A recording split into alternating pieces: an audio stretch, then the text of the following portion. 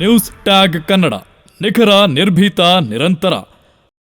ಭಾರತೀಯ ಜನತಾ ಪಾರ್ಟಿ ರೈತ ಮೋರ್ಚಾ ಬಳ್ಳಾರಿ ಜಿಲ್ಲೆ ವತಿಯಿಂದ ಕೇಂದ್ರ ಸರ್ಕಾರ ಪೂರೈಕೆ ಮಾಡಿರುವ ರಸಗೊಬ್ಬರವನ್ನ ರಾಜ್ಯದ ರೈತರಿಗೆ ಸರಿಯಾದ ಸಮಯದಲ್ಲಿ ಪೂರೈಸದೆ ರಾಜ್ಯ ಕಾಂಗ್ರೆಸ್ ಸರ್ಕಾರ ಅನ್ಯಾಯ ಮಾಡಿದೆ ಎಂದು ಬೃಹತ್ ಪ್ರತಿಭಟನೆ ನಡೆಸಿತು.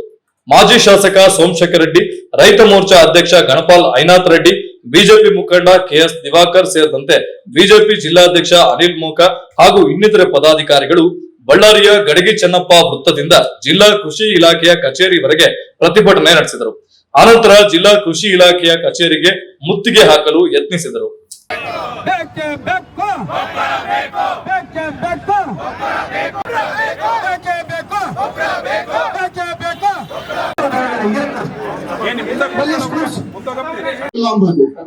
ಈ ಸಣ್ಣ ಹುಡುಗರು ಹಳ್ಳಿ ಹುಡುಗರು ಸಣ್ಣ ಹುಡುಗರು ಸ್ಕೂಲ್ ಹುಡುಗರು ಇನ್ನಿತರ ಸುದ್ದಿಗಳಿಗಾಗಿ ಕೂಡಲೇ ಸಬ್ಸ್ಕ್ರೈಬ್ ಮಾಡಿ ನ್ಯೂಸ್ ಟ್ಯಾಗ್ ಕನ್ನಡ.